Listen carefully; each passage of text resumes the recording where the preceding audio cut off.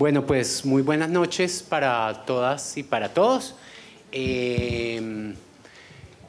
Pues de nuevo darles como la bienvenida a la Universidad Central, al Instituto de Estudios Sociales Contemporáneos, que es donde está escrito este proyecto de maestría en investigación en problemas sociales contemporáneos, que pues genera este curso y estos espacios de conversación.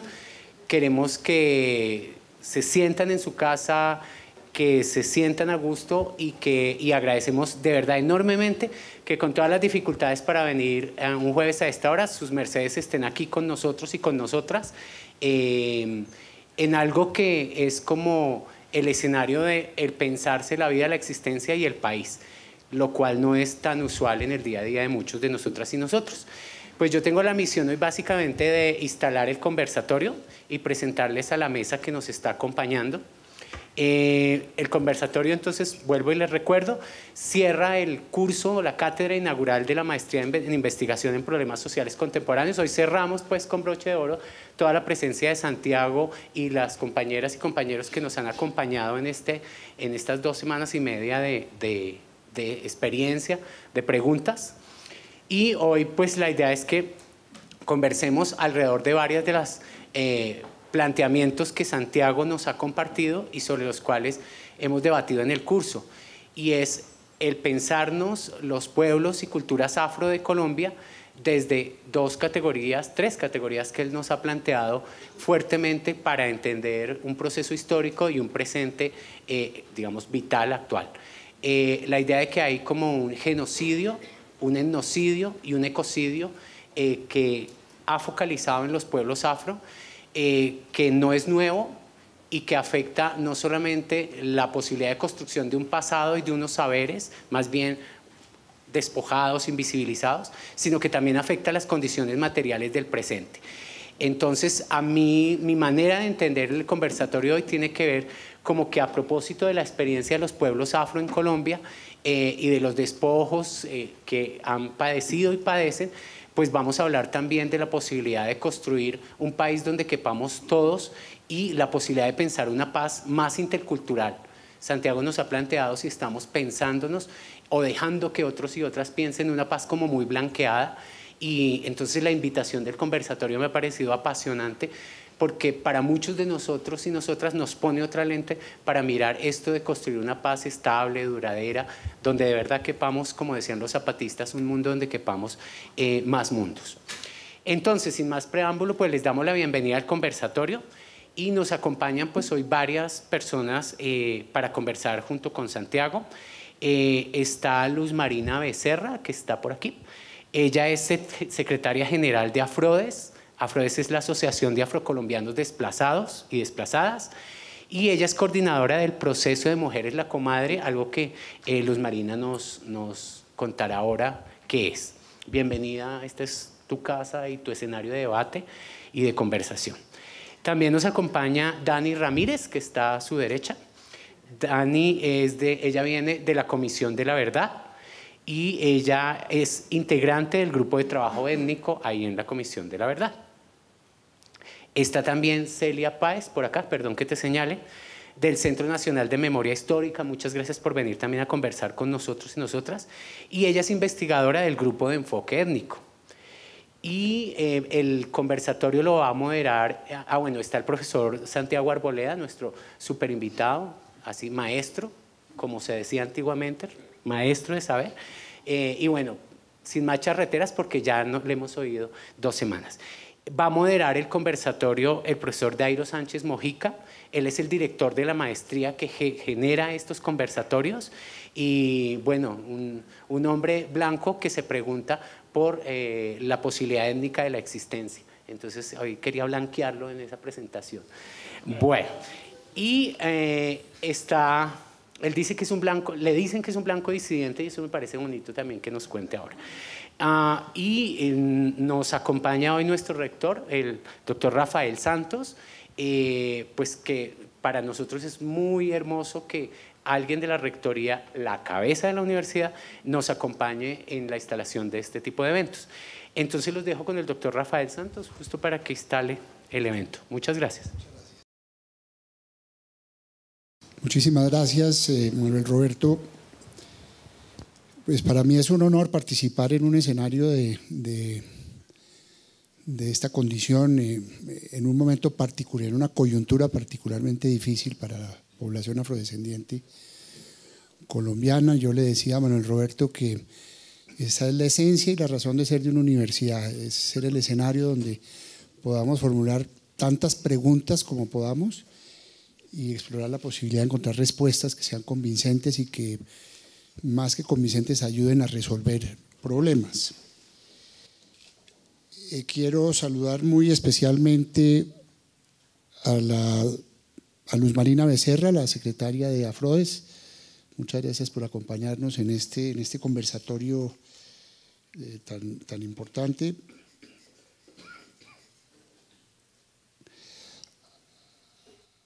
A Dani Ramírez de la Comisión de la Verdad,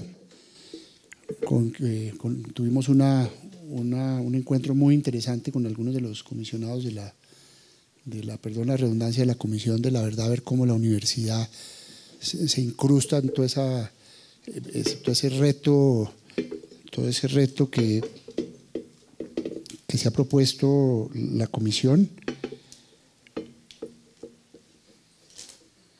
A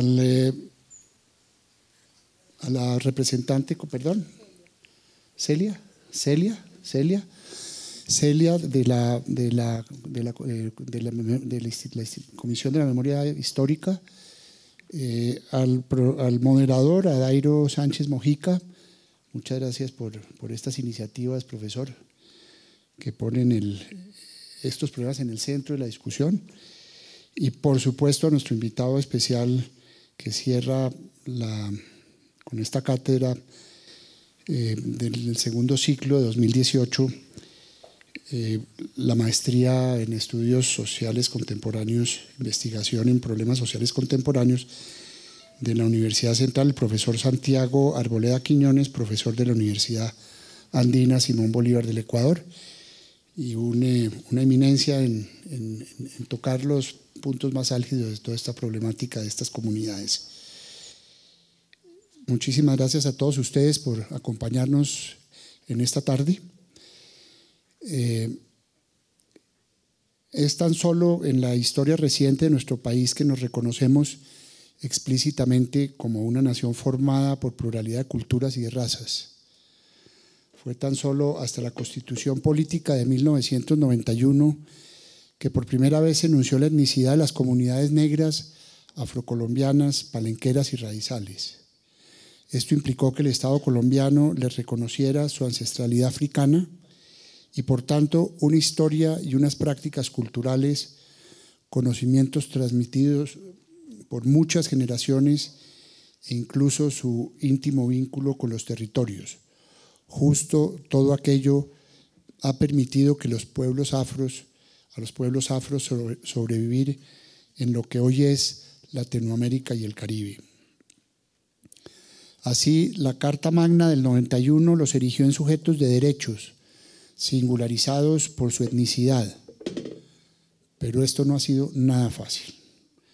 Detrás de dicho reconocimiento hay 500 años de luchas y resistencias que van desde el movimiento palenquero y cimarronero del siglo XVI hasta los nuevos movimientos negros de los años 70 y 80 que desembocaron en el apoyo a la Asamblea Nacional Constituyente, pasando por las diversas formas de resistencia artística y literaria de un Zapata Olivella o un Arnoldo Palacios.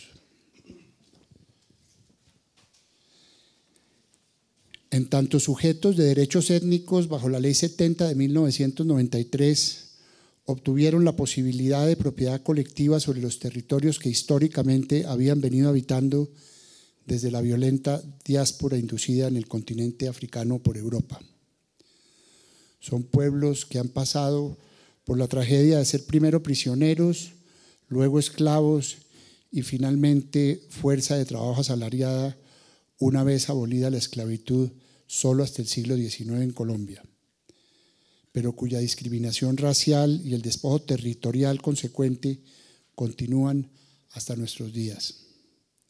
Por ejemplo, en los territorios colectivos del Pacífico colombiano, en donde se concentra la mayor población negra de Colombia, la expansión de monocultivos de palma de aceite y cultivos ilícitos, la actividad minera desaforada, ciertos proyectos de infraestructura, se suma a la presencia de colonos y actores armados ilegales para causar el desplazamiento masivo y el etnocidio de la cultura negra. En últimas, como afirma la afrocolombiana Livia Grueso y otras, en 2019, en su libro Derechos Enterrados, sus derechos ganados con sudor y sangre desde 1991 han venido siendo literalmente enterrados. Despojo y genocidio, como propone nuestro invitado aquí presente, el profesor Santiago Arboleda, pareciera perpetuarse como lógicas que imperan en la consolidación de un mundo a expensas del de otros. Día tras día seguimos teniendo noticias de las condiciones de miseria a las que son abocados los pueblos negros, de los asesinatos sistemáticos de sus líderes sociales y de una nueva diáspora violenta inducida en sus propios territorios, esta vez por grandes intereses económicos, tanto del país como transnacionales, pues no es un secreto que el Chocó biogeográfico que se extiende desde Panamá hasta Ecuador es de un interés geoestratégico para la bioindustria por ser una de las regiones más megadiversas biológicamente del mundo. La pregunta es entonces si esta pluralidad de la vida, con todo su acervo ancestral y su vínculo con la naturaleza, es inviable para las lógicas actuales del desarrollo. Por estas y muchísimas razones, en Colombia se hace imperativo pensar sobre las complejas problemáticas que enfrentan a diario las comunidades negras, pero pensar junto a ellas con el fin de buscar, más allá del Acuerdo de La Habana, una paz que, como sugiere nuestro invitado, sea intercultural. Por ello, nos complace tener a uno de los más importantes pensadores afrocolombianos aquí en la Universidad Central, el profesor Santiago Arboleda. Bienvenido, profesor. En el marco de las actividades de la Maestría en Investigación en Problemas Sociales Contemporáneos del Instituto de Estudios Sociales Contemporáneos. También nos complace tener líderes y lideresas de diferentes organizaciones y movimientos sociales afrocolombianos, como por ejemplo Afrodes, además de estudiantes y profesores interesados en el tema. Y completa nuestra alegría poder propiciar conversaciones con instancias como el Centro Nacional de Memoria Histórica y la Comisión de la Verdad, pues estamos en una universidad comprometida con la concreción y la consolidación de un proceso de paz que nos convoque a todos y a todas y que también nos incluya en nuestra dignidad y hacia la garantía de nuestros derechos. Se trata de aportar a la imaginación conjunta de un país donde quepamos más pluralidades y donde nuestra particularidad racial sea asunto de orgullo y de respeto. Bienvenidos y bienvenidas a este conversatorio. Muchas gracias.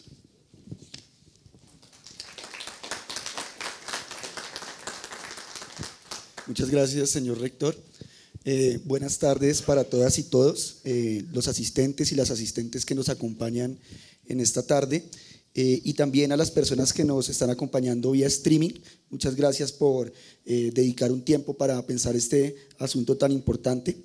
También gracias a las compañeras que nos acompañan esta tarde para pensar estos asuntos, y por supuesto al maestro Santiago Arboleda Quiñones por habernos brindado la posibilidad de conocer su obra en estos días que pues ha estado visitándonos, y la posibilidad de ayudar a pensar estos debates para la sociedad colombiana.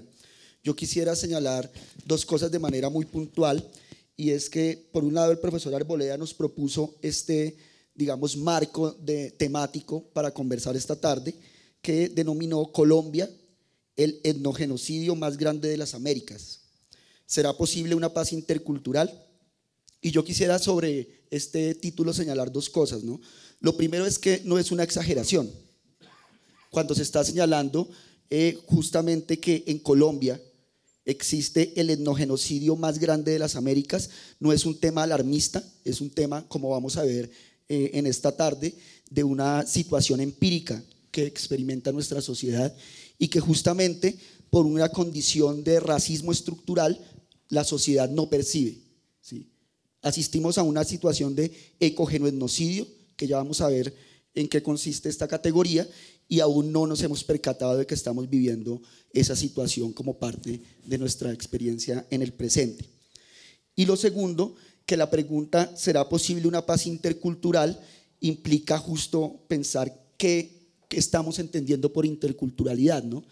Y quisiera puntualizar al respecto que vamos a entender por interculturalidad entre una pluralidad de definiciones que pueden haber. Vamos a tomar una para esta tarde de conversación y tiene que ver con la idea de la interculturalidad como un proyecto, ¿cierto? Un proceso que le interesa impugnar las herencias coloniales.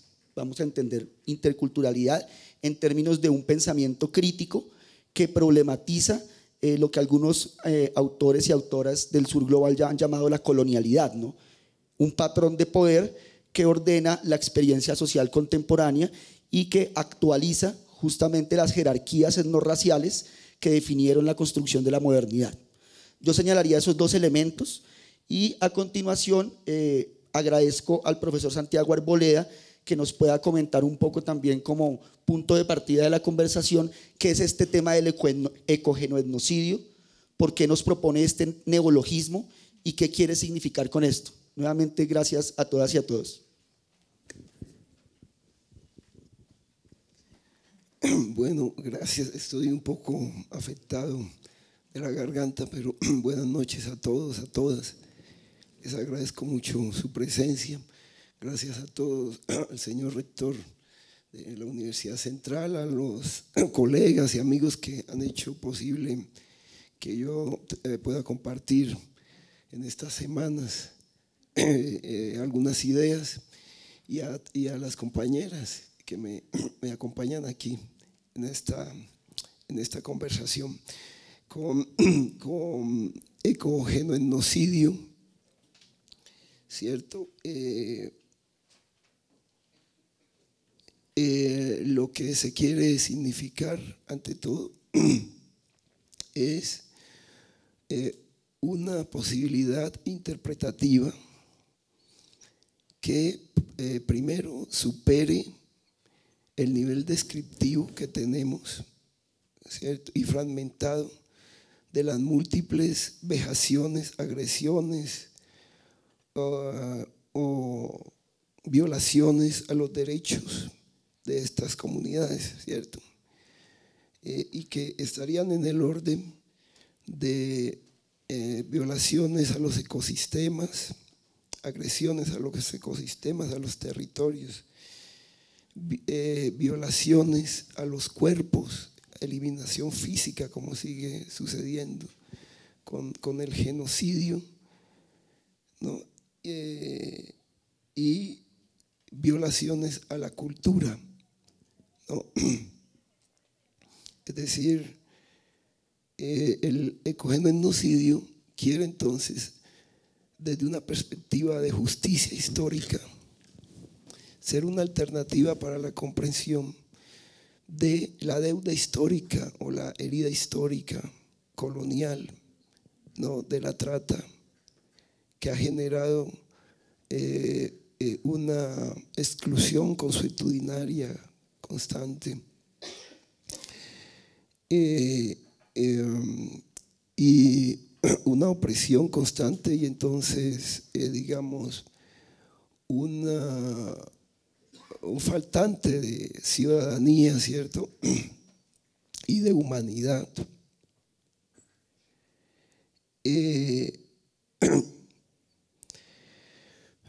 Para reconocer en la actualidad, ¿cierto? O ligar en la actualidad lo que ha sucedido, en algunos casos como continuidad y profundización de estas múltiples exclusiones, lo que ha sucedido en el marco o en la coyuntura del conflicto armado y que se agudizó en los 15 años del Plan Colombia, ¿cierto? Entonces, por un lado busca eso, esa posibilidad de ruta de justicia histórica epistémica, y al tiempo busca un lugar de interpretación y de construcción de este diagnóstico que consulte las ontologías y las epistemologías holísticas de estas comunidades que no tienen una concepción integral de la vida, ¿cierto? Entonces, el ecogenoetnocidio busca busca revelar esa matriz de destrucción o de eliminación integral, consultando estas sabidurías holísticas, biocéntricas, para enfrentar un antropocentrismo eurooccidental de destrucción. Y entonces, claro, poder mirar esto de conjunto como una matriz de agresión integral nos permite ver la simbiosis y las conexiones que mantienen los seres humanos, las sociedades y sus territorios y sus ecosistemas. Nos permite valorar como pérdida, como punto de entrada, las ecosofías, las construcciones que incluso se oponen a un capitalismo voraz, despiadado y salvaje, y que han permitido justamente la responsabilidad y el mantenimiento de los ecosistemas que vemos, ¿cierto? Entonces, por lo tanto, nos permite reflexionar de entrada lo que estamos perdiendo, tanto como colombianos, como en el orden de la humanidad, ¿cierto? La extinción, el arruinamiento de esa pluralidad, cómo la estamos desechando y cómo ahí estamos perdiendo justamente una riqueza histórica, cultural, para construir otras opciones de país, otras opciones de sociedad. Y lo que podemos entonces constatar, si hacemos un diagnóstico más allá de la descripción fragmentada de masacres, de desplazamientos, de refugios, de todas estas categorías, emplazamientos, violaciones a niñas y mujeres, ¿cierto? Si tratamos de integrar en esta matriz una visión holística del diagnóstico, creo que nuestro punto de partida, nuestra línea de base, estaría en el orden de reconstruir desde otros lugares la memoria de lo sucedido y por lo tanto opciones de verdades distintas. El ecogenoetnocidio busca entonces profundizar de manera disidente sentidos de verdad e impugnar una conceptualización que se está consagrando como la hegemónica, como la normal a la hora de pensar lo que ha sucedido a estas comunidades, ¿cierto? ¿No? Y en general a otras comunidades en el país. Claro, tiene riesgos grandes pensar esto en términos de genocidio y etnocidio, ¿cierto? Por los límites mismos que tiene las posibilidades de la justicia, de nuestro sistema judicial, ¿no? Para hacerse cargo de esto, ¿no? Por los límites mismos que tienen nuestra comprensión de las reparaciones. Pero entonces es un punto de partida que nos abre y nos reta, nos abre posibilidades, nos reta, ¿cierto?, para una construcción conjunta de lo que viene, para una, digamos, opciones de reconciliación en el país. Entonces, busca como inicio hacer justicia histórica. Yo podría dejar esta explicación inicial por ahora ahí para ir abriendo el diálogo. Gracias, Dairo. Gracias, profesor Arboleda. A continuación vamos a invitar a las compañeras que… Muchas gracias. Vamos a invitar a las compañeras que nos acompañan esta noche en la mesa para dialogar, ¿no?, justamente con esta categoría de ecogenoetnocidio.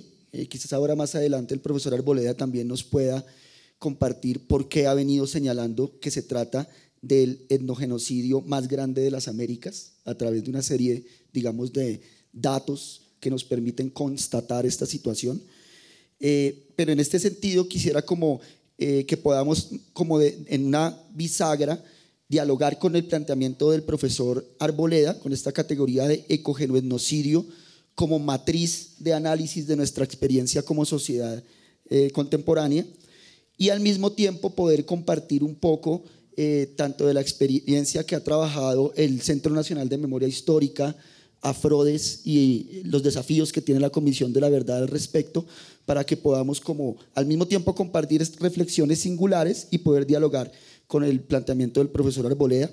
Entonces, en este sentido, quisiera invitar a Celia Páez, del Centro Nacional de Memoria Histórica, a quien agradezco la posibilidad de acompañarnos esta tarde, y nos va a contar un poco del trabajo que ha venido haciendo el centro. Gracias, buenas noches para todos.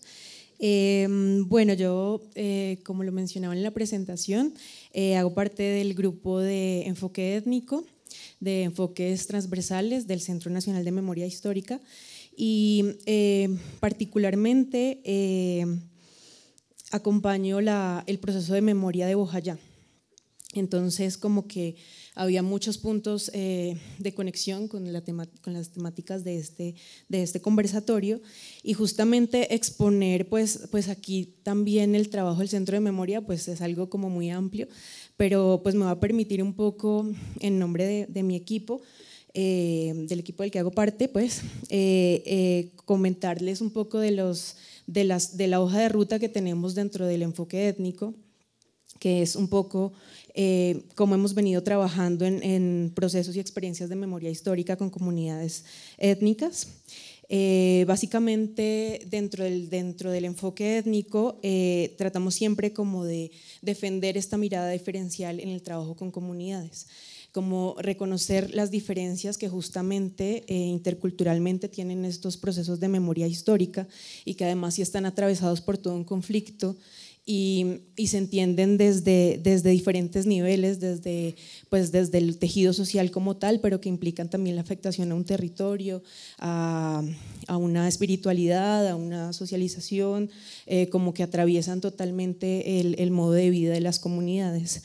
Entonces, como desde el grupo de enfoque étnico, y pues obviamente gracias a todas las comunidades con las que hemos venido como caminando juntos, hemos tratado de identificar un poco en estas pedagogías interculturales, buscar el intercambio, ¿no?, y reconocer los dispositivos de memoria de las propias comunidades.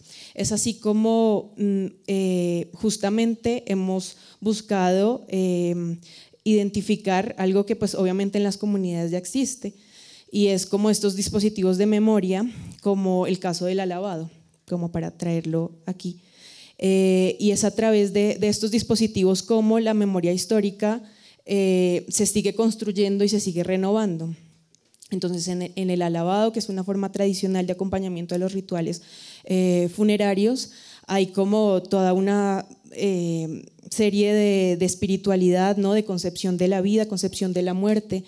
Y justamente en estos casos en que el conflicto ha atravesado tan fuertemente la experiencia social, el alabado también empieza a tener otra constitución, ¿no? Entonces se vuelve también un alabado que está acompañando a sus muertos, pero justamente al ser parte de una mala muerte o de una muerte pues como que va más allá como de lo que se concibe como lo lógico, requiere también otros mecanismos de resistencia, requiere como empezar que también estos cantos incluyan denuncia, incluyan como una exigencia también al Estado, incluya también hablar de la resistencia de las mujeres, también de la afectación que la guerra ha tenido en su territorio particular, hablar del río Atrato, por ejemplo, como este río que también es fuente de su vida,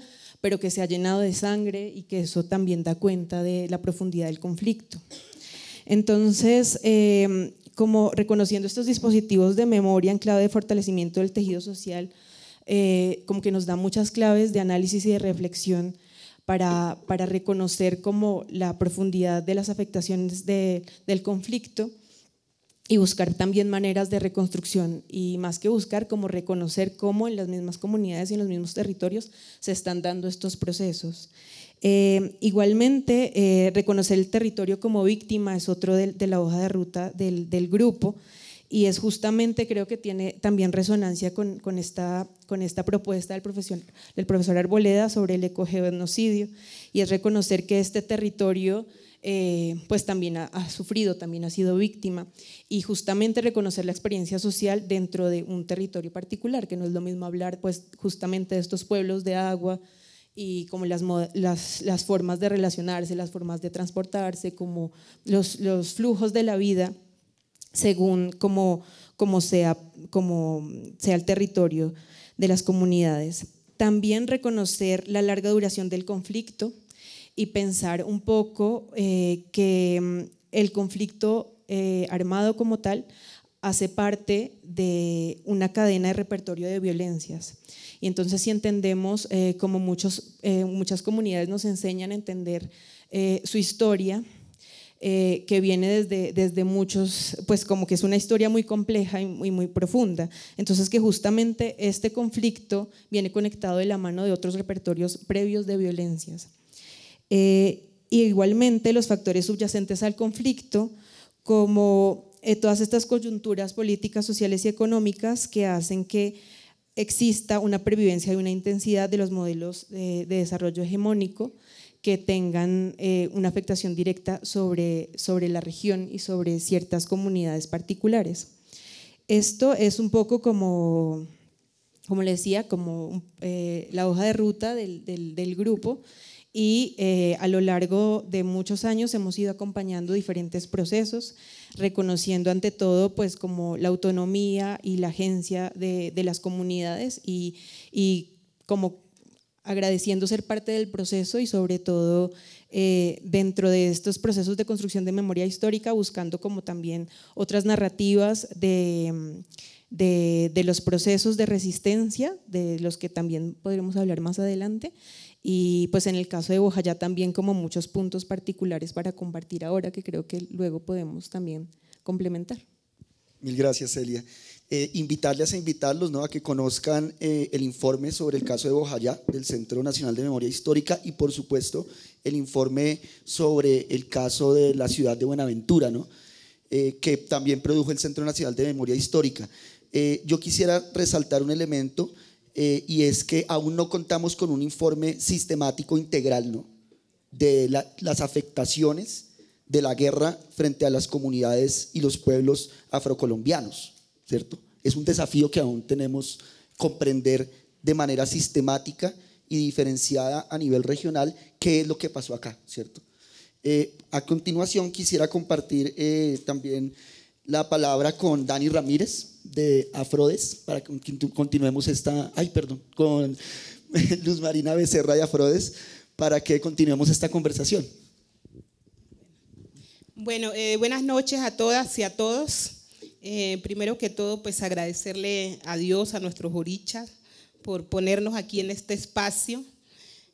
Agradecerle a los organizadores del evento. Me parece pues un espacio súper importante generar estos diálogos, estos procesos de reflexión con la academia, con los jóvenes, con los estudiantes, porque sabemos pues cuál es el rol que pueden jugar en la construcción de país, en la construcción de ciudadanía, en la construcción de una mejor sociedad. Como ya lo dijo el profesor, yo soy miembro de la Junta Directiva Nacional de Afrodes, que fue la primera organización en comunidades afrocolombianas que se creó justamente para hacer visible la problemática del desplazamiento forzado en comunidades afrocolombianas. Y coordino también el proceso de género al interior de Afrodes, el colectivo de mujeres afrocolombianas desplazadas en resistencia, la comadre, y el objetivo es precisamente resaltar esas afectaciones de manera diferencial, que no solamente vivimos por pertenecer a un grupo étnico, sino por ser mujeres. Y yo empezaría diciendo que los afrocolombianos y afrocolombianas tuvimos la dicha de nacer en territorios muy ricos, en territorios geográficamente estratégicos, muy estratégicos para el desarrollo de grandes megaproyectos. Y justamente creo que por tener esa dicha, eso también se nos ha generado en grandes problemas, y es porque justamente estamos ubicados en esos territorios donde están los mayores intereses en ese momento para el desarrollo de muchos megaproyectos. En ese sentido, digamos, estos megaproyectos en el marco de un modelo globalizado, en el marco de un modelo neoliberal, capitalista, que pone a la tierra como el centro de los problemas, ¿sí? La tierra como máximo factor productivo y generadora de riqueza.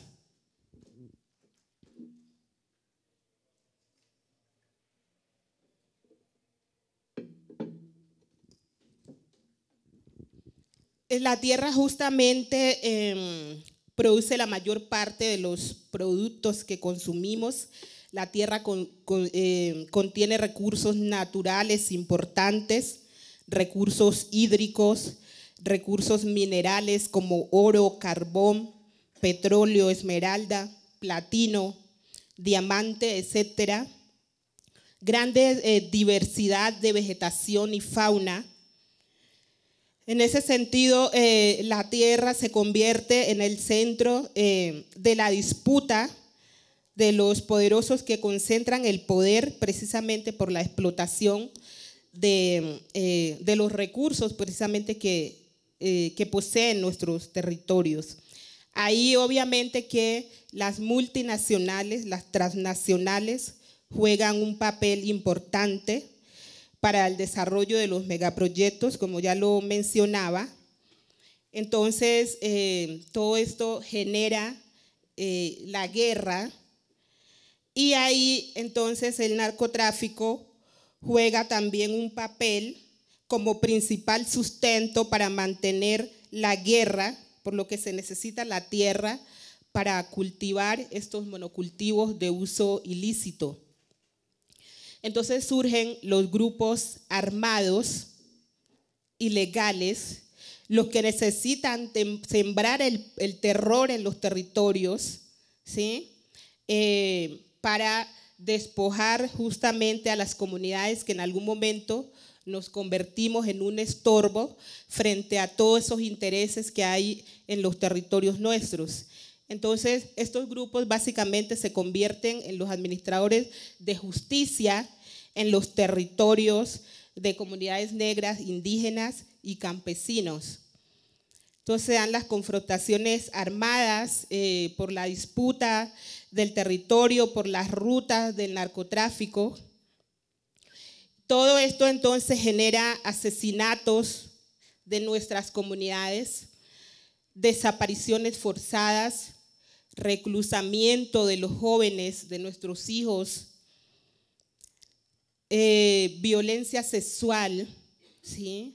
el cuerpo de la mujer se convierte en un, digamos, como estrategia de guerra, ¿sí? Para sembrar el terror, el cuerpo de la mujer entonces se convierte en botín de guerra y surge el desplazamiento forzado, ¿sí? Que en nuestras comunidades pues ha sido una situación bastante complicada. El desplazamiento forzado entonces se constituye en una violación aberrante y sistemática de los derechos fundamentales de las comunidades afrocolombianas, en la medida en que para nosotros el territorio no es solamente una noción que se limita a un lindero, a un pedazo de suelo, sino que es la relación de un pueblo consigo mismo y con su entorno, en donde se construyen los proyectos individuales, los proyectos de vida ligados al devenir colectivo de las comunidades. Yo traía para poner un video, no sé si es posible en algún momento. Sí, ya lo ponemos entonces. Es inaudito que justamente encontrándonos en un proceso de paz, ya en la fase de implementación de los acuerdos de paz, el desplazamiento forzado sigue siendo una realidad en el país. Y aquí traigo algunas cifras de los desplazamientos que han ocurrido en el año 2018. Según la Defensoría del Pueblo, 17.825 personas han salido desplazadas forzosamente de sus territorios. Pero de acuerdo a información de CODES, las cifras ascienden a 35.409 víctimas desplazadas en el año 2018.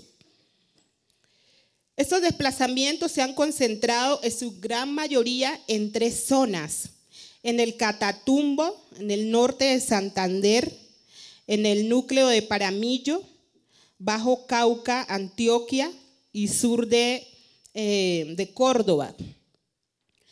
Y en la cuenca del Pacífico, en Nariño, Chocó y Cauca, ¿sí? Solamente en la cuenca del Pacífico han salido 3.620 familias desplazadas en el año 2018, esto de acuerdo a información de CODES.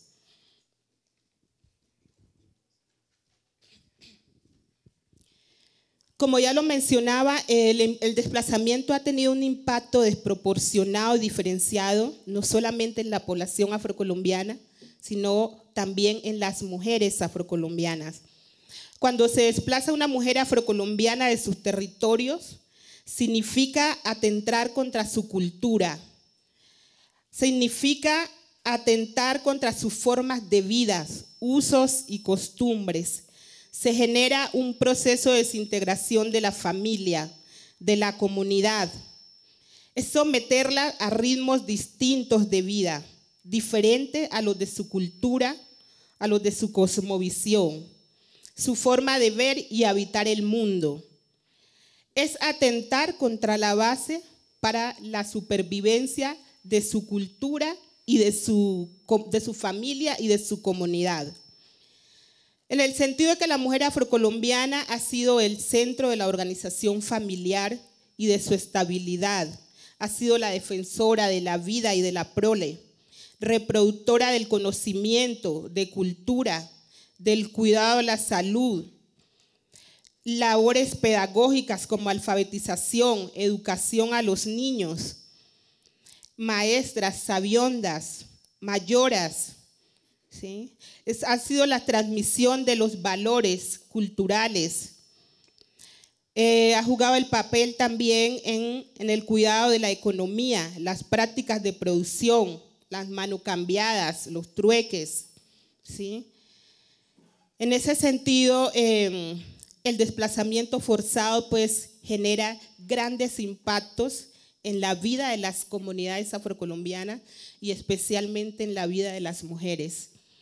A partir del trabajo que hemos venido haciendo en Afrodesc, que como lo dije en principio, ha sido precisamente para hacer visible el impacto desproporcionado y diferenciado que ha tenido el conflicto armado en nuestras comunidades, pero también exigirle al Estado atención con enfoque diferencial.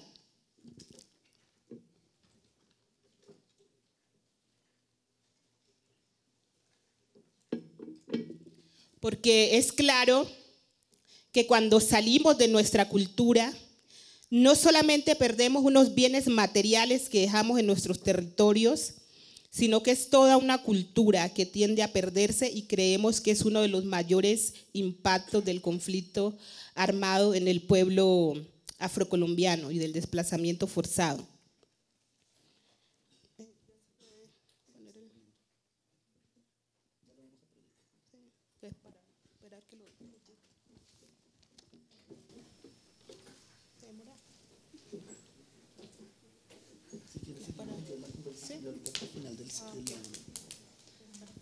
Gracias, Luz Marina. Entonces, ahorita en unos minutos vamos a compartir un video que amablemente Luz Marina nos ha traído para contribuir a esta conversación, ¿no? Entonces, a continuación, escuchamos a Dani Ramírez de la Comisión de la Verdad. Muchas gracias por acompañarnos, Dani. Bien, buenas noches a todas y todos. Pues hoy estoy acá en representación de la Comisión de la Verdad, específicamente del grupo de trabajo étnico que lo coordinan las comisionadas María Ángela Salazar y Patricia Tobón. Y entonces desde este grupo que hace algunos meses atrás estábamos como al otro lado del río, se podría decir así, presionando con algunas de las personas que están acá en este espacio para que la garantía y los derechos de las comunidades y los pueblos étnicos se garantizaran o por lo menos quedaran incluidos en el acuerdo de paz y más específicamente en lo que conocemos hoy como el capítulo étnico. Y pues hoy estamos al otro lado, que es promover la garantía de eso que pusimos ahí, ¿no? Que eso realmente se cumpla. Y eso se convierte en una atención, como un reto institucional para la institución, una institución como la Comisión de la Verdad, y una apuesta para esas personas que estamos en ese grupo de trabajo étnico. Y voy a hacer como una acomodación de algo que dijo el profesor. Hay gente negra, gente indígena y hay mestizos y criollos disidentes ahí acompañándonos para que se logren esa materialización. Y en eso tenemos unos retos institucionales y unas apuestas de ese colectivo, como lo decía, en el tema de darle contenido justamente a teorías y planteamientos como los que hace el profesor Santiago, de eso del eco, y lo hemos venido movilizando como la destrucción al territorio, ¿no? Al ambiente, las comunidades étnicas. Hoy es una apuesta a poder trabajar en el esclarecimiento de cuáles han sido los patrones para movilizar una destrucción del territorio, pero también eso del geno como la destrucción de los seres humanos, en este caso esos seres humanos racizados que no solamente se quieren exterminar porque tienen la piel más oscura o porque tienen el cabello más liso, sino que hay como atrás unas condiciones específicas que ya quienes me antecedieron en la palabra pues dieron contenido también a eso. Y como también el tema del etno en la cultura, ¿no? Cómo también se trata de exterminar una cultura que a veces se vuelve como cuestionable, ¿no? Y algo, no sé si deba decirlo, pero tengo que decirlo. La cultura, cómo se hace una apropiación de ella y esa sensibilidad que a veces se muestra de la cultura afro o indígena en la movilidad de un evento como Petronio, que nos acompaña mucho, pero no es suficiente. Sería bueno que acompañaran también a las comunidades étnicas en la defensa de que tengamos un hospital para que en pleno siglo XX las mujeres no se mueran pariendo un hijo. Entonces, sí, se eliminó el racismo porque todos vamos a Petronio a bailar, pero igual los negros y los indígenas nos seguimos muriendo porque no tenemos hospital. Entonces, ahí es donde nosotros realmente estamos apuntando a algo, uno de los objetivos de la comisión, que sería la no repetición de los hechos victimizantes a partir del racismo, ¿no? y sí hablamos de la eliminación de la discriminación racial, pero no hacemos mucho por el racismo y necesitamos que nos acompañen en romper las estructuras del racismo. Y tenemos esos retos ahí en el tema del esclarecimiento, y es cómo le damos contenido a las diferentes formas de violencia sistemáticas que han tenido los pueblos étnicos desde la colonia, desde el proceso esclavista hasta el día de hoy, que han cambiado en la forma, se transforman y se acomodan, ¿no? Dependiendo del contexto, el momento y la época histórica en que se movilizan, se van como mutando, pero no es que desaparecen como tal. Y en el tema del reconocimiento, que es otro de nuestros objetivos, como en esta verdad o estas verdades colectivas, porque desde el grupo también hablamos de las verdades colectivas, apuntamos a que realmente se reconozcan esos hechos victimizantes, esos patrones para la opresión, la exclusión y el exterminio de los pueblos étnicos en Colombia, y con ello poder generar elementos para la convivencia y la no repetición. Y la no repetición no solamente como un concepto de decirlo o como una política pública que se dé, sino que realmente se pueda materializar, porque en temas de políticas públicas pues tenemos muchísimas que apuntan a garantizar el derecho, pero que realmente no lo materializan. Y ahí podríamos acotar pues los términos como de Achimembe, la necropolítica, que empiezan a movilizar políticas de la muerte y dicen, no, tenemos compes, tenemos muchísimos compes, pero igual muchísimos muertos. Entonces, ¿cómo tenemos nosotras ahí, cómo vamos dándole contenido a esas diferentes expresiones de la violencia, pero también generar contenido para que no se repitan estos hechos? Y seguramente no lo vamos a hacer solamente las personas que hoy estamos ahí integrando ese grupo de trabajo étnico, sino que tiene que ser con una sociedad colombiana, ¿no? Con todas las que estamos aquí, las otras personas que no pueden estar, y cómo lo hacemos, ¿no? Y para eso voy a usar una palabra que aprendí esta semana, la ontología.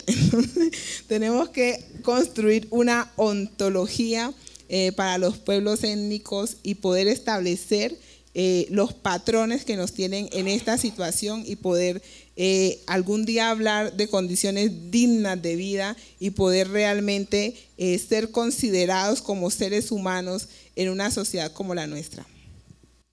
Mil gracias, Dani. Vamos a proyectar un video que, como anunciamos, Luz Marina muy amablemente nos va a compartir. Resistencia, es decir, aquí estamos y aquí nos quedamos. Yo he vivido el desplazamiento 22 años, no nos ha matado la violencia, no nos ha matado el hambre. Más resistente que nosotros no hay nadie. Voy a cantar una canción de mí. Vamos a cantar cuando no tenía a sus hermanitos, que las mamás iban para el campo, entonces no se queda con su hermano más pequeñito. Señora Santana, señora Isabel, ¿por qué llora el niño por un cascabel? Cuando llegué aquí recién, la verdad es que tuve muchos problemas, no tenía como que darle a nuestros hijos porque no teníamos un trabajo, no teníamos nada. Había un letrero, por ejemplo, se arrienda, llegaba uno como afro y tocaba. Y cuando era la hora, cuando ya salían, no, ya está ocupado. Yo creo que todo lo que se está viviendo ahora yo no lo viví, porque yo vivía en el campo y yo vivía libre. Yo andaba descalza, yo jugaba con mis amigos, yo cantaba, yo reía, yo lloraba, pero ahí estábamos todos juntos. Tenía su casa, de pronto no muy bonita, pero tenía su casa, tenía cómo ir a trabajar al monte, tenía cómo sobrevivir, éramos unos reyes. Yo sentía que con lo poquito que tenía todo para ser feliz. En este momento tengo lo que no tengo cuando estaba en el campo, cuando estaba por allá. Y siento que no tengo nada. Cuando salí de mi casa... Súper, o sea, uno sale de un lado de la violencia, pero llega a otro lado de la violencia todavía. Y entonces uno tiene que pensar dos veces y decir, bueno, ¿yo qué hago? ¿Me quedo aquí? ¿Resisto o no resisto? ¿Me voy? Pasar trabajo. Soy una mujer valiente, pasadora. Cuando llegué a Bogotá yo no lo podía creer. Mi primer trabajo fue poner en práctica lo que sabía y empecé a recordar cómo me peinaban en mi casa. Mi Dios me ha querido tanto. Las trenzas precisamente eran los mapas que diseñaban nuestros ancestros y querían decir trochas o caminos de libertad. Acostarme sin cobija. Que las trenzas no son solo un poco de figuras ahí, sino que también tienen su sentido y que nosotros lo hacemos y que también por lo menos los turbantes que significan fuerza. Yo creo que por medio de nuestros peinados, de nuestra cultura, nosotros estamos demostrando que nosotros no somos personas violentas, que nosotros mostramos paz por medio de lo que hacemos. Para que se termine el conflicto, creo que necesitamos que todas las personas sean escuchadas. Y ahí se empezaría una paz, porque ya todos sabemos que todos tenemos diferencias, pero que también son aceptables. A mí personalmente me gustaría que nos reparara con la cultura que nosotros perdimos, con lo que nosotros teníamos, saber que volvería para donde fui, donde yo nací, lo mío, porque yo estoy acá y esto no es lo mío, no es mi tierra. Estar con los animales, con mi gente que me vio desde niña y algo muy bonito, hacer lo que me gusta, que es danzar y trenzar. Ya, si se pudiera hacer eso, yo sería la mujer más feliz del mundo. Yo creo que ser lo que somos, ser afro, tener una cultura particular, una cultura distinta, una forma de ver el mundo distinto, es lo que nos ha dado esa fortaleza para resistir. Y tenemos con qué defendernos acá. Que nos pregunten ¿qué son ustedes? Y nosotros tenemos que mostrarles, decirles qué somos, demostrar que no somos menos que nadie. Eso para mí es resistir, ser fuerte. Golpecitos a la puerta, silbidos a la ventana, silbidos a la ventana. Andrés, anda a ver quién es. Mil gracias, Luz María. Bueno, pues el video que acabaron de ver es una muestra más del etnogenocidio que ha vivido nuestro pueblo afro en Colombia. Y las mujeres ahí claramente manifiestan, digamos, la visión de paz que ellas tienen y claramente manifiestan que la paz para ellas es poder retornar a sus territorios, ¿sí?, de donde les tocó salir por la violencia. Pero como ya lo hemos manifestado aquí, no hay garantías, aún estando en una fase de implementación de los acuerdos de paz, para que las familias y personas que salimos desplazadas de nuestros territorios podamos regresar, porque la violencia continúa campante en los territorios nuestros. Me preocupa porque hoy se habla de se habla de desarrollo sostenible, y el desarrollo sostenible es justamente hacer buen uso de los recursos naturales, pensando en las generaciones venideras. Pero ¿será que hoy, con este modelo de desarrollo que tenemos, que es un modelo nocivo, agresivo, que dista completamente del modelo de no desarrollo de las comunidades afrocolombianas, ¿será que se está pensando en desarrollo sostenible? Hoy tenemos pueblos en la región del Pacífico. Yo soy de Condoto, Chocó. Es un pueblo donde el 90% de la población vivía de la minería. Hoy es un pueblo que está prácticamente en la pobreza absoluta, porque las retroexcavadoras llegaron a Condoto y acabaron con toda la minería. solamente nos dejaron grandes pozos de aguas con cantidades de zancudo, generando enfermedades. Se llevaron todo el oro, todo el platino, el agua contaminada, porque a diferencia de la manera artesanal como nuestras comunidades extraían el oro y el platino, cuidando el medio ambiente, estas retroexcavadoras llegan con el mercurio, contaminan el agua y dejan todo hecho un desastre. Entonces, hoy no hay esperanza de que nuestras comunidades, aún con las ganas y el deseo de retornar a sus territorios, no puedan retornar porque no hay condiciones ni de seguridad, porque como ya lo hemos mencionado, el conflicto sigue campante en los territorios nuestros, pero también se ha profundizado la pobreza en los territorios nuestros, ¿sí? Entonces, es una situación bastante preocupante y por eso yo digo, mientras continúe este modelo agresivo y nocivo para los modelos nuestros, es difícil que de verdad podamos construir una paz intercultural. Mil gracias, Luz Marina. Tenemos entonces este complejo panorama que hemos venido diagramando, ¿no?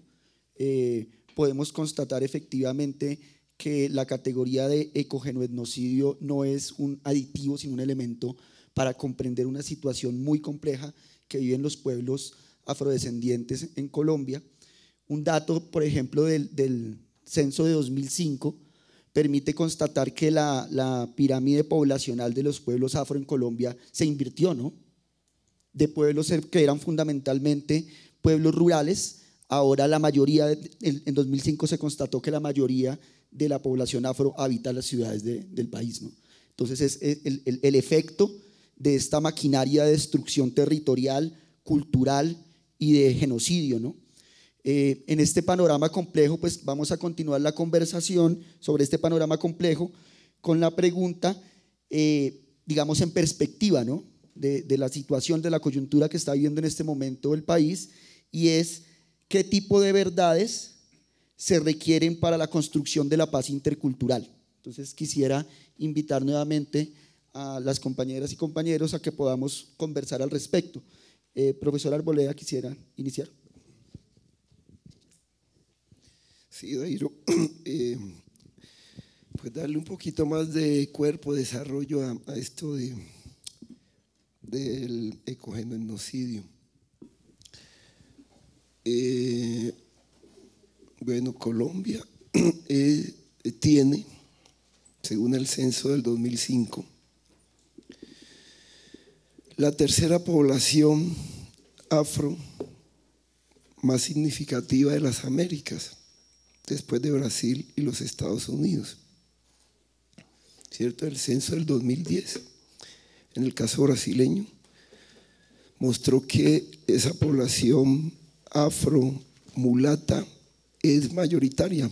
Ese censo arrojó el 57% de población negra, digamos, en términos genéricos. En Brasil, ¿cierto? Son mayoría. Y son los que menos ganan, los que más mueren, ¿cierto? El mayor número que está en la cárcel no es una política de exterminio, ¿cierto? De persecución. Bueno, entonces si consideramos esto simplemente en términos de población y lo cruzamos con los datos de CODES, ¿cierto?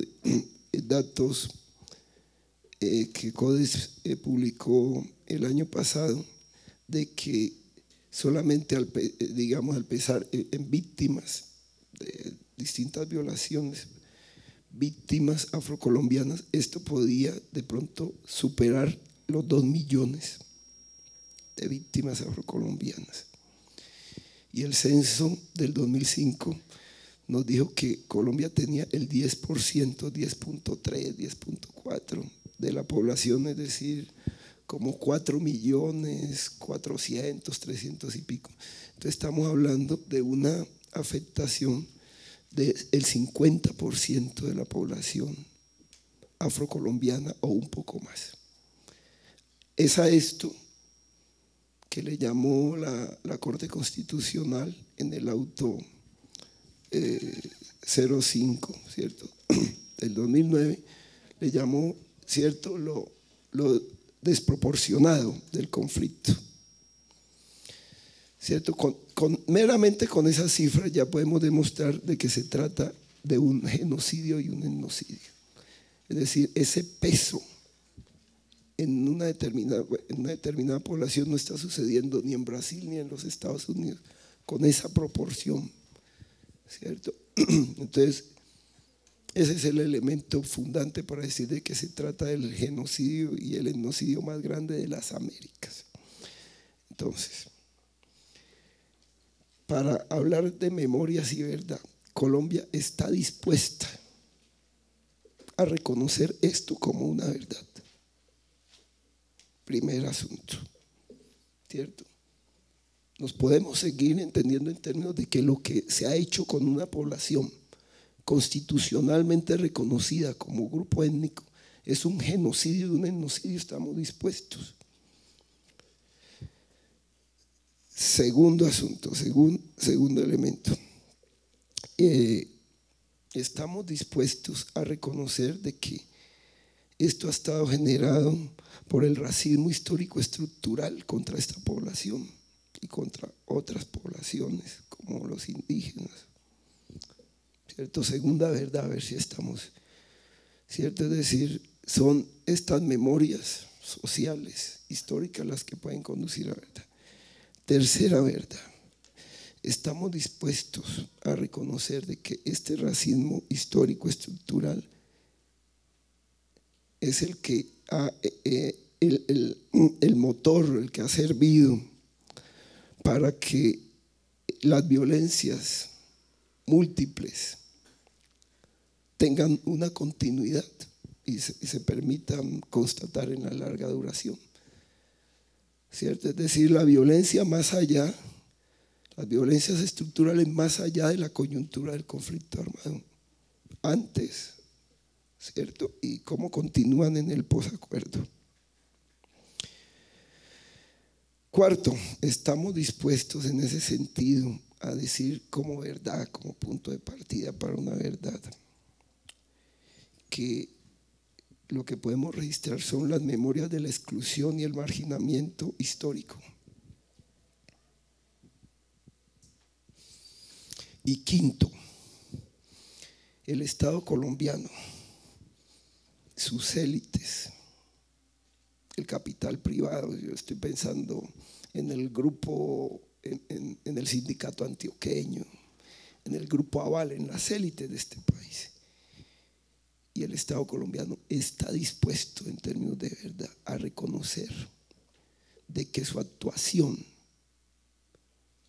en el caso del Plan Colombia comprueba un dolo, ¿cierto? Es decir, hay una premeditación y hay un plan donde se sabía cuáles iban a ser las consecuencias y donde claramente se justificó de que, ¿cierto?, los fines justificaban los medios. El cálculo ya estaba hecho. Antes del Plan Colombia hubo muchos estudios, tanto en Latinoamérica como a nivel mundial, que prevían lo que iba a pasar, el daño, ¿cierto? Entonces, eso constituye un dolo, una premeditación. El Estado colombiano y las élites están dispuestas a reconocer eso como verdad, ¿cierto? He señalado 5 elementos básicos. Si vamos a hablar seriamente de opciones, de memorias, otras memorias y de verdades, pues.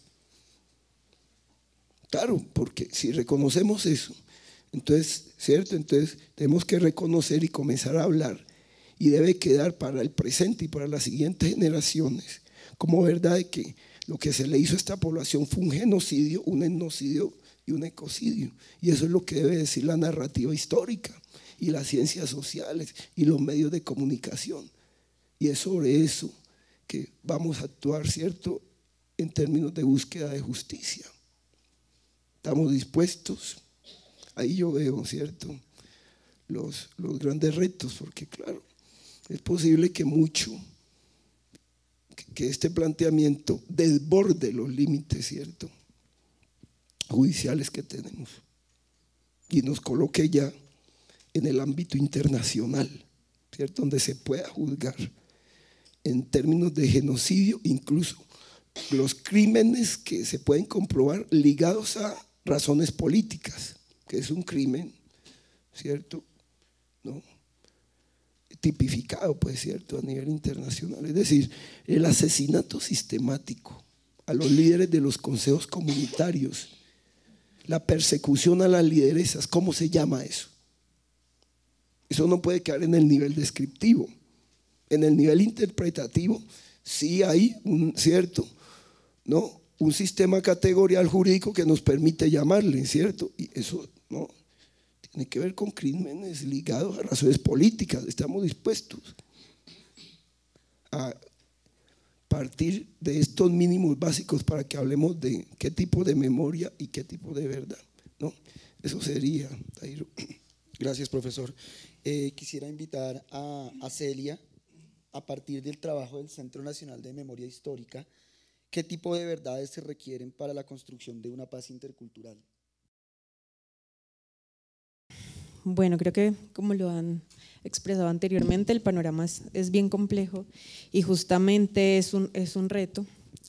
Ha habido pues también unos esfuerzos como por hacer una comprensión y un balance de la guerra, qué sé yo, desde el Basta Ya, digamos, el Centro de Memoria Histórica, pero y también como una crítica, aún siendo parte de como una institución del Estado también, pero es necesario y a veces es como importante ir más allá y no solo, pues obviamente como cumplir esta labor de esclarecimiento, sino buscar también algunos llamados a otras instituciones y algunas en este modo de comprensión como de los diferentes actores que han participado, hacer una denuncia más activa, porque como lo estamos viendo, son estructuras que corresponden a unas hegemonías que buscan el control de un territorio y hay todo un plan detrás. Sabemos que es muy riesgoso para muchos líderes, para muchas personas decirlo en la comunidad y desde acá, qué sé yo, desde la ciudad también lo podemos vivir de una manera, pero obviamente en el territorio se ve distinto. Entonces, pues como que estas verdades realmente requieren pues ser valientes, requieren ser incluyentes, requieren reconocer como la diversidad de voces, requieren también como en esta construcción como de la reconciliación de alguna manera, y como para citar el caso de Bojayá, ha implicado también entablar un diálogo muy complejo y muy profundo con las FARC directamente en la solicitud de perdón a la comunidad de Bojayá que se dio en el 2015. Y pues es un proceso también particular muy importante, y aunque se constituye realmente en una solicitud de perdón, porque el perdón pues también lo dicen las comunidades, no lo pueden dar solo ellos, sino también lo da el de arriba, y cito como unas palabras que mencionaron en ese acto, también implica como reconocer estos otros modos de entender la verdad, ¿no? Y entender cómo estas expresiones también de la emocionalidad de las familias, de la emocionalidad de las diferentes personas, y reconocer también los actores y los líderes de cada comunidad. Desde el Centro de Memoria también como que se ha tratado mucho de destacar los roles que realizan como sabedores y sabedoras tradicionales de la comunidad, ¿no? Como reconocer y obviamente valorar esta sabiduría como un saber totalmente en su esencia, o sea, no tiene que estar obviamente validado por una institución ni como después de una formación académica particular, sino que implica también otro tipo de saber y es fundamentalmente para las comunidades y ha tenido mucho que ver en estos procesos de reparación de las comunidades, ¿no? Porque también en medio de la guerra han sucedido como mucha resistencia y mucha resiliencia y son como poderes como que se activan y realmente necesitan como reconocérsele y dársele el valor que tienen, ¿no? Entonces como que al profundizar en estos sentidos de verdad creo que pues en medio de lo difícil que es, vamos construyendo como estas verdades que en últimas no es como una verdad absoluta, ¿no? Como que se va complejizando y se hacen como también estos esfuerzos comprensivos como los informes de memoria histórica, como tradicionalmente también se ha expresado en los diferentes casos que ha analizado el Centro de Memoria, pero como que esta verdad se va complejizando, como digo, ¿no? Entonces se actualiza y cada vez pues entran más actores y como que la versión se complejiza. Entonces un poco conocer también la profundidad de esto, ir al territorio y estar oyendo directamente como la complejidad también va a dar como otras dimensiones en esta construcción, creo yo. Mil gracias, Celia. Quisiera hacerle la misma pregunta a Luz Marina, desde la experiencia que ha tenido en Afrodes, ¿qué tipo de verdades cree que se requieren para la construcción de una paz intercultural? Bueno, una de las verdades que consideramos es que el Estado reconozca el desplazamiento forzado del pueblo afrocolombiano como la peor crisis humanitaria que ha vivido nuestro pueblo, ¿sí? Que el desplazamiento forzado sea reconocida como un crimen de lesa humanidad y en esa medida el desplazamiento forzado de nuestro pueblo pueda ser priorizado ante el sistema integral de verdad, justicia, reparación y no repetición.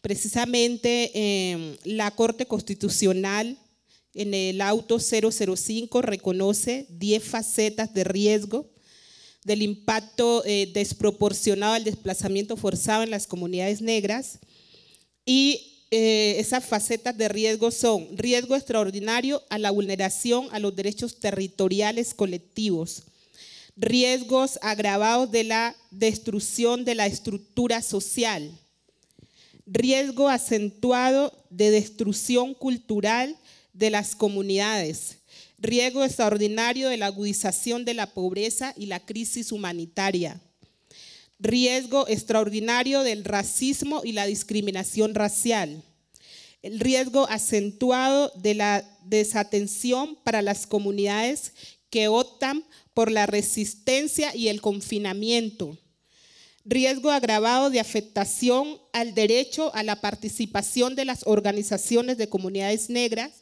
y a la consulta previa. El riesgo agravado de afectación del derecho a la seguridad alimentaria.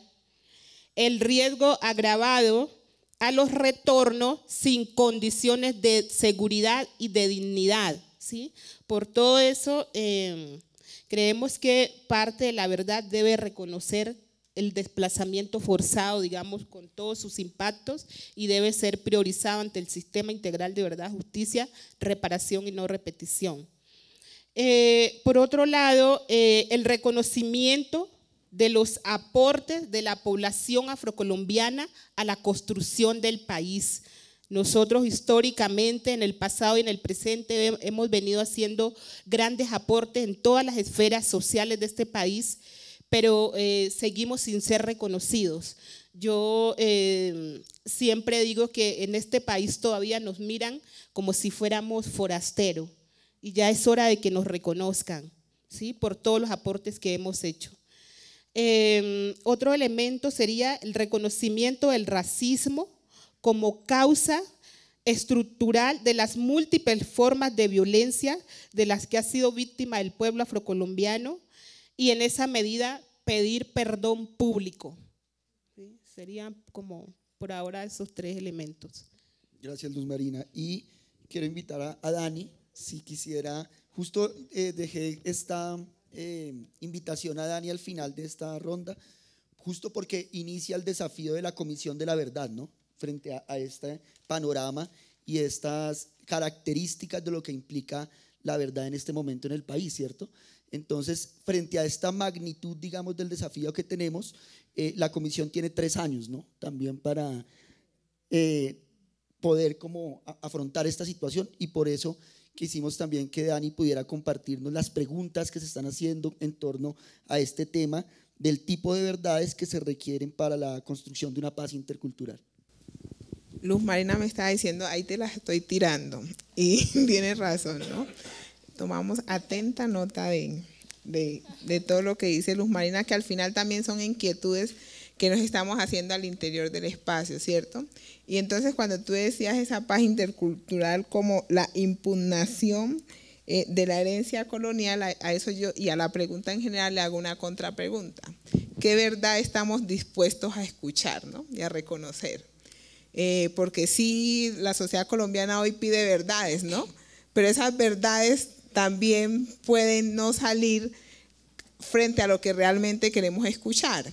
Y normalmente las personas racializadas hablamos y estamos como cuando estamos en unos espacios ahí con población mestiza y estamos hablando del racismo y demás, se tornan conversaciones difíciles, ¿no?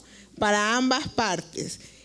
Esa conversación difícil que se torna en algunos espacios que ustedes han podido estar es una conversación que se va a exponer en la sociedad colombiana en estos, cuando la Comisión de la Verdad, que solamente tiene 3 años, año y medio diríamos nosotras, para construir esa verdad con la complejidad que tenemos en el grupo étnico, ¿no? De hacer traducción a, por lo menos, no sé, aspiraríamos a las 68 idiomas que tenemos en Colombia, pero vamos a ver hasta cuánto lo podemos lograr, y eso también se vuelve un reto complejo. Entonces, hoy nosotras, a través de las múltiples investigaciones que han señalado aquí las compañeras y el profesor Santiago que se han hecho, que han descrito los hechos, la comisión tiene el reto de construir patrones. Y esos patrones podemos establecerlo a partir de hacer asociaciones y correlaciones de hechos, ¿no? Entonces, ¿cómo está relacionado de pronto, pensando en este momento, la corrupción con el desplazamiento forzado? Y en esa corrupción que la han movilizado algunos actores, de los cuales mucha gente de diversas poblaciones se han beneficiado, y que ahí puede estar el familiar o no, el primo que fue alcalde. ¿Estamos dispuestos hoy a escuchar eso, o estamos dispuestos como sociedad colombiana a sancionar realmente a esos que han cometido esos delitos y que han proporcionado, no creo que ingenuamente, esos hechos, ¿no? Y también tenemos que establecer una correlación frente al conflicto armado y la sistematicidad en el tema del narcotráfico, como el narcotráfico, porque justamente hace un colchón tan fuerte en los territorios más empobrecidos de este país, ¿no? Y territorios que están ampliamente militarizados. Y entonces circulan economías criminales, las ilegales y las legales, tienen una amalgama en esos territorios, pero nadie sabe qué pasa, simplemente hay muertos y simplemente hay desplazamientos. Estamos dispuestos nosotros como sociedad colombiana a sancionar realmente a quienes han hecho eso. Y en este momento, cuando hace 2 semanas tuvimos la oportunidad de hacer sanción pública y no lo hicimos, entonces también son como siempre le ponemos la responsabilidad al otro, ¿no? Y en este momento la construcción de esas verdades es una responsabilidad de todas y todos los colombianos. No es simplemente de las personas que hoy están al interior de ese espacio institucional, movilizando, facilitando, porque al final no es la verdad de quienes estamos allá, es la verdad de todas. Nosotras lo que vamos a hacer es facilitar y movilizar, pero también con estos contextos actuales, donde hay mucho miedo en los territorios, donde estamos viviendo una situación de conflicto constante, de violencia constante, en nuestros líderes sociales la gente podrá hablar, están las condiciones para realmente construir esas verdades, para hacer esas correlaciones.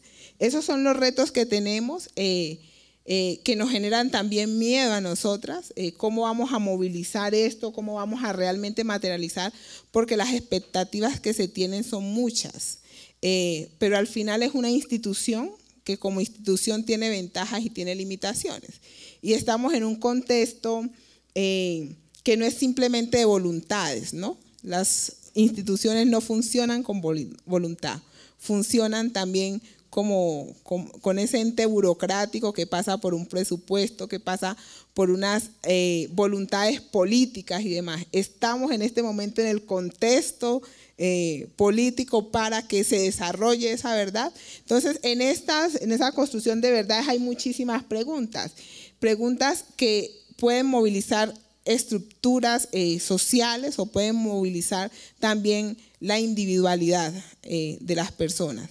Y en los recorridos que hemos hecho, en las conversas que hemos sostenido con distintas personas, principalmente víctimas, están dispuestas a aportarle a esto, a la verdad, ¿no? A contar su verdad, a poder aportar. Y esa es una responsabilidad que asumimos cada día con la gente, pero también escuchamos a otras personas que ya tienen una verdad. Y una verdad que pasa por el racismo, que pasa por el clasismo, que pasa por el sexismo, por la homofobia, donde ya hay unos culpables, ¿no? Y esos culpables normalmente son los que están en lo que conocimos como la base de la pirámide social, porque así funciona hoy la sociedad. Esa pirámide que algunos, los que estamos más grandecitos acá, estudiamos con ella y algunos tan jóvenes no la conocieron, sigue funcionando la sociedad así. Y entonces, eso es cómo vamos compaginando esas verdades que además nosotras también tenemos el reto de volverlas pedagógicas en un momento como este. Entonces, dentro de nuestras conversaciones, análisis, diálogos y demás, pasa cómo lo hacemos, cómo hacemos que llegue esto a la gente que realmente necesita escuchar a esa verdad. A la señora María que escuchamos allá en un río, en el Pacífico adentro, cómo le vuelve a llegar esa verdad y no sigue siendo un instrumento de investigación de X o Y. Son muchísimos los retos que tenemos ahí y en esos temas de las verdades nosotras esperamos poder decir eso que ustedes han dicho que necesita que se diga, pero no simplemente la voluntad de las personas que estamos ahí. Es una movilización que necesitamos que acompañe ese espacio como la Comisión de la Verdad, porque van a haber muchísimas estrategias de deslegitimación de un espacio como ese, porque no conviene que y en temas generales, que las instituciones que hoy hacen parte del sistema integral de verdad, justicia y reparación, quizás funcionen. Y es no solamente los que estamos allá adentro cómo defendemos la institución o como dirían otros, cómo defienden el trabajo. Eso hace parte de las ganancias de la sociedad colombiana que nos movilizamos en esto que llamamos proceso de paz. Y hoy necesitamos que todas y todos movilicemos para que realmente se nos garantice un tema de justicia, se nos garantice un tema de verdad y se le garantice a otros conocer dónde están sus muertos. Y para eso pasa por la reflexión, el compromiso y realmente que como sociedad colombiana dejemos un poco la hipocresía al lado, ¿no? Dejemos de ser activistas sociales del Facebook y no de las calles, dejemos de ser activistas del Twitter y no de realmente hacer una movilización con acción real y acompañar a esas poblaciones que normalmente tienen un color determinado, una performance, un fenotipo determinado en sus reivindicaciones sociales. Mil gracias, Dani. Vemos, ¿vas a mencionar? Un poco, digamos, en la dirección también de lo que plantea Dani, digamos, de esa verdad que la gente quiere escuchar. Eso pasa también por el tema de la reconciliación y ahí también se debe generar un proceso de movilización y de sensibilización de toda la sociedad colombiana, porque normalmente aquí se habla de la reconciliación y la gente espera que esa reconciliación se dé entre las víctimas y los victimarios, ¿sí? Y esa reconciliación debe pasar por todo el mundo. Entonces, no es posible que estemos hablando de reconciliación, pero en la calle estamos viviendo discriminación por el vecino, o los hijos nuestros están viviendo discriminación en los centros educativos, en los colegios, o en algunas regiones del país o en algunos sitios, población nuestra no pueda ingresar, por ejemplo, a algunos sitios públicos porque no tiene acceso, porque no es un lugar para nuestra población, ¿sí? Entonces, es pensar, digamos, en qué es lo que queremos todos como colombianos y colombianas, y entonces que todos trabajemos en esa dirección, porque es la manera que realmente vamos a lograr una verdad, una verdadera paz y una verdadera reconciliación entre todos y todos los colombianos y colombianas. Gracias, Luz Marina. Justo esto que mencionas tiene que ver con que el estatuto de esta verdad está relacionado con el tema de la reconciliación, de la reparación y de la no repetición. Esto es algo muy importante, ¿no? Porque no es solamente la verdad por decir la verdad, sino que se busca un efecto social de estas verdades. Y allí quisiera que fuéramos a la siguiente pregunta, y es, vemos la complejidad, digamos, del reto que tiene, lo ha señalado muy bien Dani, no solo la comisión, sino la sociedad colombiana, ¿no? En términos de una apertura de un horizonte de posibilidad, digamos, para mirar elementos que son parte de las herencias coloniales, parte del racismo estructural y que se expresan también en la coyuntura no coyuntural del conflicto armado, ¿cierto? Pero vemos que el asunto es, digamos, de larga duración. Entonces, en este sentido, y dada la experiencia, la trayectoria del trabajo de las compañeras y el profesor Arboleda, quisiéramos dejar como que cada quien pudiera compartirnos 3 elementos clave que consideran que deben caracterizar a estas verdades para poder generar precisamente procesos de reconciliación, de reparación y de no repetición, ¿no? Que es una exigencia que ha señalado de manera enfática Luz Marina, ¿no? Entonces, profesor Arboleda, quisiera comentarnos un poco sobre lo que significa para usted estos 3 elementos. Queremos dejar como algunas cosas instaladas, ¿no? Acá, para que podamos seguir la conversación después. A ver, pues yo partiría porque cuestionáramos la comprensión que se está oficializando y que se está institucionalizando como sentido común, ¿cierto? Esa comprensión de paz, ¿no? Entonces, si pasamos de la idea de una paz abstracta a lo que podemos ver hasta lo recorrido en este tiempo de posacuerdo, lo recorrido como condiciones para una paz concreta, entonces tendríamos que decir de que de inmediato surgen unos elementos. Hasta ahorita lo que llevamos recorrido es una visión de paz que insistiría más en una idea de pacificación, es decir, como cese al fuego, pues, ¿cierto? Se acabó la confrontación, ¿no? Es decir, la vieja pacificación colonial, ¿no? Cese al fuego, reducción de poblaciones, ¿no? Y con base en eso, entonces, la paz de la que estamos hablando, en la medida en que el acuerdo de La Habana, no sabemos qué va a pasar con este ELN, no sabemos, bueno, no nos adelantemos, no nos anticipemos, pero el acuerdo de La Habana como deja intacto el modelo de desarrollo, el modelo económico, ¿cierto? Entonces, en la práctica, cuando hablamos de la paz concreta, entonces tenemos que decir de que estamos asistiendo hasta ahora, es posible que podamos cambiar el rumbo de esto, a la institucionalización de una concepción de paz multiculturalista y neoliberal, que eufemísticamente habla de desarrollo sostenible, pero es un desarrollo sostenible capitalista, ¿cierto? Neoliberal.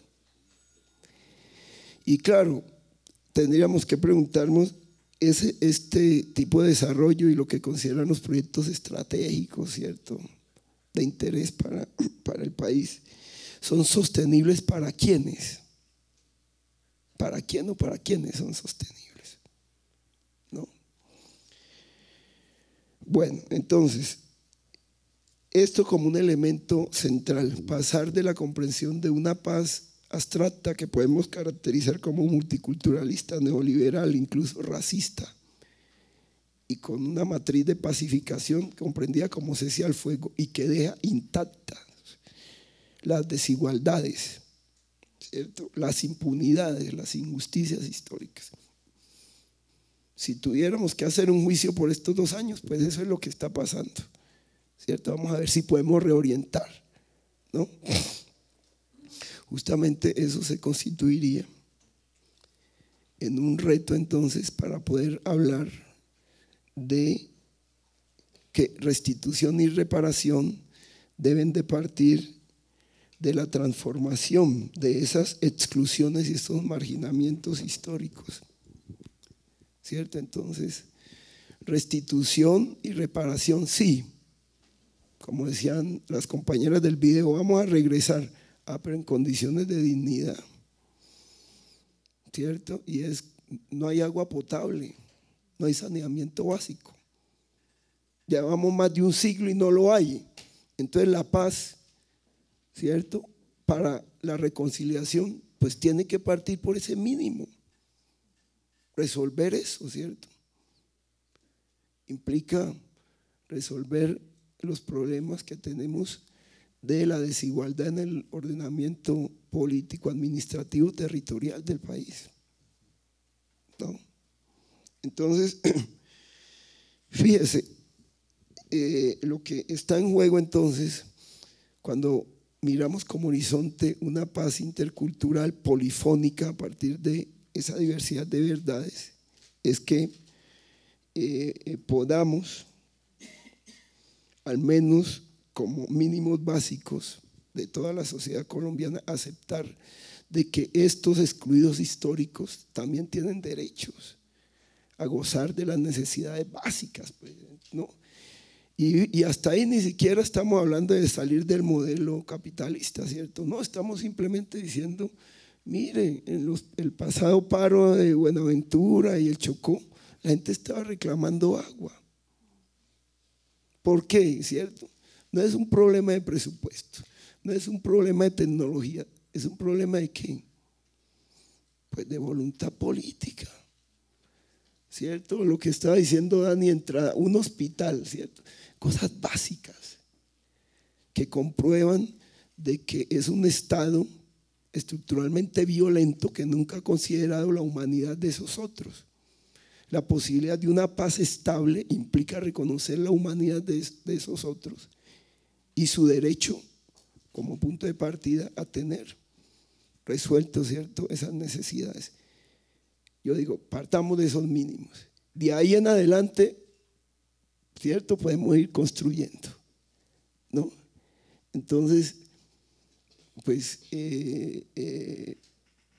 diría, pues los colombianos tenemos que comenzar a impugnar a los que nos interesa, pues ese sentido de paz desarrollista, neoliberal y multiculturalista para pasar a sentidos de paz intercultural, ¿cierto?, que hagan justicia histórica, ¿no? O sea, yo dejaría por ahí. Gracias, profesor Arboleda. Celia, quisieras compartirnos entonces, a tu juicio y desde la experiencia del equipo de enfoque étnico del centro, ¿cuáles serían como algunos de estos 3 elementos que debe tener la verdad para la reconciliación, la reparación y la no repetición? Sí, como que escuchando al profesor, realmente como que todas estas categorías de alguna manera de reconciliación, reparación, se vuelven como algo, bueno, como que lo hablamos normalmente, pero realmente la construcción real y profunda es algo bien complejo. Entonces, creo que también pues estoy de acuerdo justamente en reconocer como este racismo estructural que viene históricamente y que así como crea unas discriminaciones también crea unos privilegios. Tenemos que ser conscientes cada uno realmente de estas afectaciones particulares y diferenciales del conflicto. Y justamente la reparación o como estos mecanismos de sanación, como también se hablan en algunos pueblos y comunidades, también tienen que tener un carácter diferencial, ¿no? Tienen que reconocer como las particularidades del territorio, de las afectaciones del conflicto, de la larga duración del conflicto que afecta particularmente a una comunidad. Y justamente creo que también esta reparación ha tenido un carácter muy institucional, como por medio de los planes integrales de reparación colectiva, pero viéndolo en la práctica como que es algo muy problemático que realmente los planes se estén construyendo como una suerte de listas de mercado en la que muchas instituciones proponen como diferentes mecanismos supuestamente de reparación, y aunque tienen una base material, qué sé yo, como estos hospitales y estas construcciones como para dar cuenta de estos mínimos servicios que deben tener las comunidades, también se están olvidando justamente de unos procesos como para activar otros equipamientos, por así decirlos.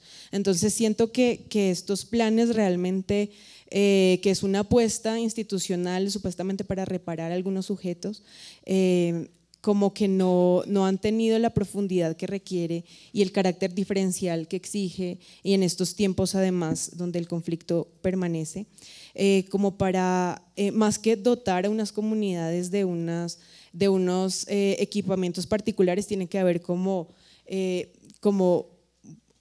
apoyar ciertos procesos que más profundamente rescaten estos dispositivos tradicionales de memoria y que reconozcan en sus expresiones culturales y artísticas también como unos modos de dar sentido a la vida, y que complejizan también como toda esta reparación, supuesta reparación. También pensaba que pues es necesario como reconocer estos modos de autorreparación, como lo han llamado muchas comunidades, y en el caso de Bojayá creo que se han identificado con la palabra renacientes, como que autónomamente, más que tener un sentido sobre lo que es ser víctimas o sobrevivientes, es como justamente reconocer que han renacido del conflicto y que han tenido como la fortaleza también para seguir este camino por sus muertos y por sus vivos también. Gracias, Celia. Luz Marina, ¿quisieras? ¿Dani? Bueno, Dani. Bueno, estaba pensando en el tema de nosotros en los retos que tenemos. Entonces sería necesario, bueno, como que la sociedad colombiana reconociera esos patrones que muy bien el profesor Santiago y las compañeras han señalado frente al racismo, la violencia como ancestral sistemática, y cómo eso ha afectado a esas poblaciones y quiénes son los responsables. Pero sí creo que no podría irme de aquí sin, si bien Dairo al inicio lo dijo, el tema de la interculturalidad. Pues nosotras desde el enfoque étnico y para tranquilidad de muchas, no estamos pensando en una apuesta intercultural, porque la comprensión de la interculturalidad es exótica y festiva. Nuestra apuesta es que sea antirracista, porque la sociedad colombiana, así como va a reconocer el racismo que pretendemos que se pueda reconocer, tenemos que apostar por acciones antirracistas que puedan superar la vulnerabilidad estructural en la que han estado los pueblos étnicos en Colombia. Y como lo decía al principio, no será suficiente con que tengamos 20 Petronios o Inti Raymi aquí en Colombia. No, o sea, necesitamos escuelas, necesitamos hospitales, necesitamos acueductos, necesitamos lugares decentes donde vivir y cómo comer. Y esa debe ser una de las cosas que movilice la comisión. Es una apuesta nuestra, una apuesta que nos damos la pelea, que se dan la pelea las comisionadas, que seguramente nos las tenemos que dar con la sociedad colombiana, ¿no? Al final la comisión es un reflejo de lo que somos como sociedad y ustedes pueden ver la foto en muchas ocasiones. Entonces, es esa movilidad que tenemos y como esos tips que tú dices para la verdad, pasan por las sensibilidades, ¿no? Por las sensibilidades que creo que también podría decirlo aquí, las personas que hoy estamos en ese grupo y los que esperamos, mujeres, hombres, que nos acompañen en esta construcción de verdad, es gente sensible que ha estado dando la pelea desde el otro lado del río, ¿no? Entonces es interesante y algo que ha dicho la comisionada Patricia y que para mí se vuelve como satisfactorio y creo que es interesante movilizar, que esta es de las primeras generaciones de colombianas, colombianos étnicos racializados, que estamos ahí movilizando apuestas de transformación real. No solamente como objeto de, venga, le pregunto qué cree usted y al final cuando se escribe lo final, nada de lo que dijimos quedó. Esperamos que en este momento todas esas cosas que decimos, las que estamos allá y con quienes vamos a conversar y esta verdad colectiva que vamos a construir, porque también ha sido una discusión compleja, que la verdad, por lo menos nuestra, va a ser una verdad colectiva, quede señalado y para eso creo que en su momento necesitaremos la fuerza de todas, como lo dijo al principio Luz Marina, los orichos y las orichas que nos acompañen en esto, ¿no? Porque es una apuesta que tenemos hoy, que para nosotras es una apuesta, pero para los otros es un reto y seguramente lo vamos a lograr. Bueno, el Estado colombiano tiene una deuda histórica con el pueblo afrodescendiente en Colombia y esa deuda pasa a partir del fenómeno de la trata de transatlántica, que se agudiza con el conflicto armado, ¿sí? El modelo de desarrollo económico capitalista, digamos que ha arrasado con, digamos, nuestras formas de cultura, nuestras comunidades, nuestras cosmovisiones, y en esa medida creemos que se debe avanzar con la reparación histórica, las reparaciones históricas, ¿sí? Por otro lado, se necesita hacer un ejercicio de construcción de memoria. Aquí en Colombia se han hecho diferentes ejercicios de construcción de memoria, pero no, digamos, con ese enfoque étnico que se requiere, donde, digamos, se dimensione bueno, todo lo que hemos estado conversando hoy aquí. Y en esa medida creemos que es importante también que se pueda avanzar en la construcción de un museo nacional afrocolombiano, ¿sí? Creo que se requiere, urge que se construya ese Museo Nacional Afrocolombiano y que de este museo se puedan mostrar todos los aportes que los negros y las negras en este país hemos hecho a esta nación, aportes de lo político, de lo económico, lo cultural, religioso, educativo, ¿sí? Y que eso sirva para ilustrar y para generar algún tipo de sensibilización a la sociedad colombiana, pero que quede, digamos, como legado también para nuestros renacientes. Gracias, Luz Marina. Bueno, tenemos entonces un desafío como sociedad enorme, ¿no? Y esto no se trata pues de que concluya acá, sino justamente es una invitación a pensarnos pues como sujetos históricos que tenemos unas responsabilidades por la coyuntura que vive el país, y se trata de esto, ¿no? De hacer una invitación para que le demos un estatuto, digamos, de importancia a estas conversaciones y que se sigan presentando. Yo quisiera invitar pues al profesor Arboleda, si quiere un poco como dar un cierre a este espacio, y nuevamente agradecer por su visita durante estas semanas a la Maestría en Investigación en Problemas Sociales Contemporáneos de la Universidad. Ay, gracias, Dairo. Como lo estaba planteando Luz Marina, la pregunta que queda a la hora de pensar en serio esto de las reparaciones integrales, colectivas, ¿cierto? Para una paz intercultural no folclorizada, no festiva, digamos, es si el Estado está dispuesto a reconocer el pasivo histórico, la deuda histórica que tiene con los afros, ¿cierto? Y si eso como un elemento central para la verdad, en el caso de estas comunidades, se constituye en un elemento desencadenante que permita demostrar prácticas políticas de restitución hacia una igualdad o una equidad, ¿cierto? Una equidad social, ¿no? A una justicia. Entonces, las reparaciones en el orden simbólico son muy importantes y en el orden psicoafectivo, pero no son suficientes. No. Justamente la oportunidad que se nos presenta es a transformar, ¿cierto?, esta exclusión para que de verdad nos podamos ver como ciudadanos colombianos en igualdad de condiciones, es decir, restituir la humanidad y la ciudadanía pues negada a estas comunidades, ¿no?